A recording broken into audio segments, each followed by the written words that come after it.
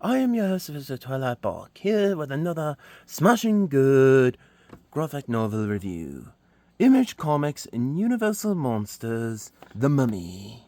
Now, when I first picked up this graphic novel, I was intrigued and looked very more heartfelt to the original Universal Monster movies that I watched in my freshman year of college. And I figured I'd check it out for myself.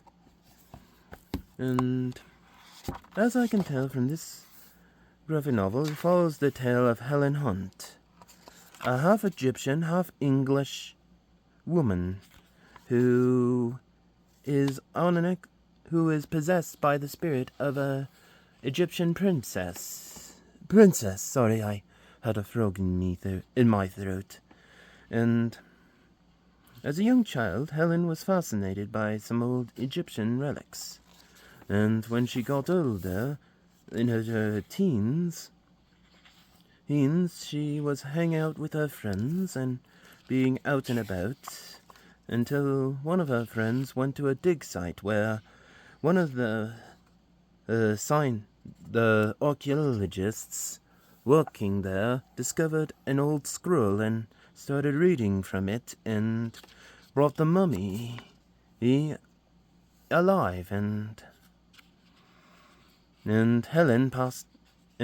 Helen's body was the host of the Egyptian princess's spirit, an ox and a moon. Anyways, the story progresses through Helen's life and until one night she had a fight with her parents. She took her hairbrush and threw it against the mirror, and there she saw her previous self face to face in the mirror, and for a while Helen treated this other being in her body as her friend, her only friend. And then as years progressed, the mummy that was resurrected began wandering about, and Helen grew into a young lady, a young woman, and at a party she was fascinated with the person living in her body became fascinated with the exhibit as well, and Helen realized that the person living inside her body and is the exact similarities of her and Helen. Anyways, Helen meets a young man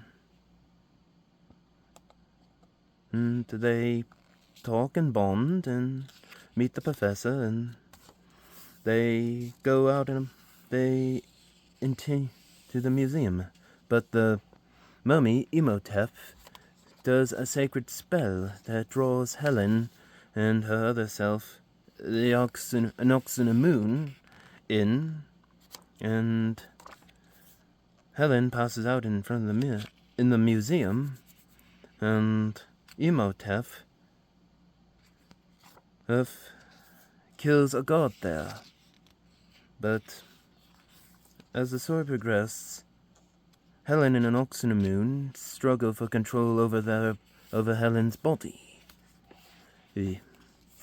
Until one night, Helen comes face to face with the mummy, Imhotep, who is really an ox and a moon's lover. And anyways, Imhotep progresses to use his magic to prevent the scroll from being destroyed, and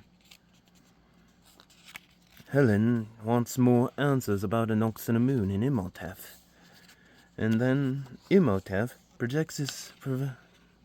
tells the story about an ox and a moon's life, and how they came to be, and how an ox and a moon became victim of the plague, and how Imhotep tried to bring an ox and a moon back by using a sacred spell, and was stopped by the gods, and how he was later turned into a mummy.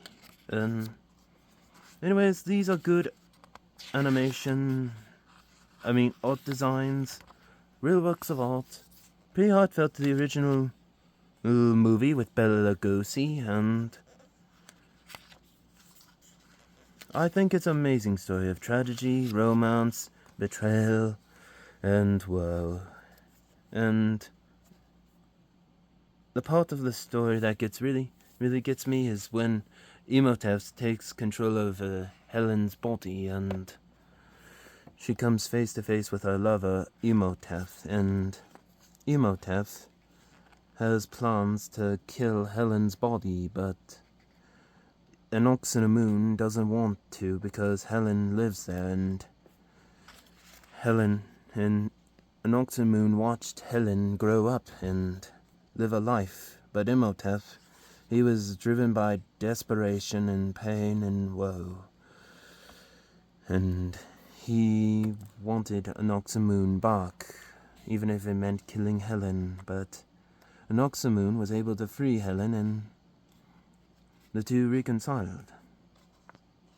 And Helen, the man and the professor, the man Helen fell in love with, and the professor show up to try to save Helen, but they're attacked by an Imhotep's guards, and they were saved by the high priest, his goddess, and they were able to defeat Imhotep.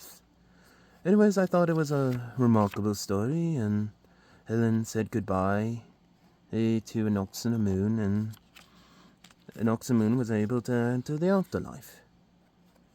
But I think it's a good story, and they get a lot of variant covers of the comics and how they're very unique, and sketches of how the comic book came to be, and I think it was a really nice story and about the authors and out for new Universal Monster comics. I already have Creature of the Lagoon and the Mummy. I just need Dracula and Frankenstein and the Invisible Man, as well as Phantom of the Opera. Anyways, I think this is a definitely must-have to anyone who's a fan of the original Universal Monsters or anything horror-related, but these are my opinions. Please let me know in the comments below. Please like and subscribe to my channel. Let me know what you think of this story, and let me know in the comments below. Anyways, please, you can get these at Barnes & Noble, Amazon, eBay, the Gamer Stand in Cambridge, Minnesota, the Sword Stand in Roseville, Minnesota, or wherever fine books like these are sold, or even the Comic Fair in Wyoming, and check them out for yourself.